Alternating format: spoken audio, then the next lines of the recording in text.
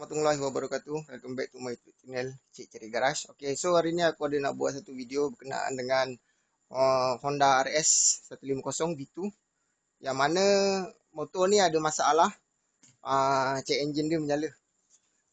So owner datang kat aku, dia hantar, dia nak buat lah dan nak check lah.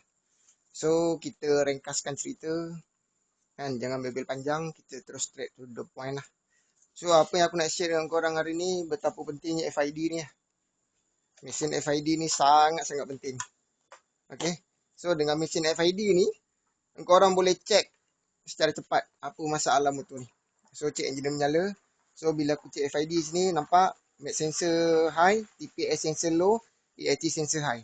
Okay, so biasanya AIT sensor high ni disebabkan oleh apa? Heat yang panas lah. Sama ada water pump sumbat ataupun sistem radiator problem. Okay, tu tak apa, nanti kita check kemudian. Yang kedua pula, TPS sensor low. TPS sensor low ni, owner last service motor dengan aku 2 tahun lepas. Okay, so kira mileage nya agak jauh jugalah. Dah sampai 50,000 jugalah dia tak servis. Last service tak silap aku masa mileage 100k. Sekarang dah 146k. So kira dah tiba masanya lah mana TPS tu problem. Sebab apa? Sebab dia tak servis. Dan barang wear and tear. Okay, so hari tu ada perdebatan sikit berkenaan dengan FID ni. Sekarang ni, komen ada berbagai-bagai komen. Dan customer pula ada berbagai-bagai customer. Pendapat masing-masing, mazhab masing-masing. Ikut cara kerja masing-masing. Kalau korang rasa korang mudah nak pakai FID ni, pakai. Kalau rasa tak mudah, lebih suka cara manual, tu pulang. Tapi bagi aku lebih suka pakai komputer ni. Sebab dia tak boleh nipu. Kita terus nampak detect benda problem. So kita nampak apa yang paling problem. Biasanya benda bermasalah kat sini ada TPS. So TPS tukar, insyaAllah yang lain-lain pun mesti okey. Kalau kata tak okey, baru kita check step by step. So kat sini tak payah kita nak condemn sana, nak condemn sini, nak berdebat pasal mesin FID ni. Mesin FID ni tak salah.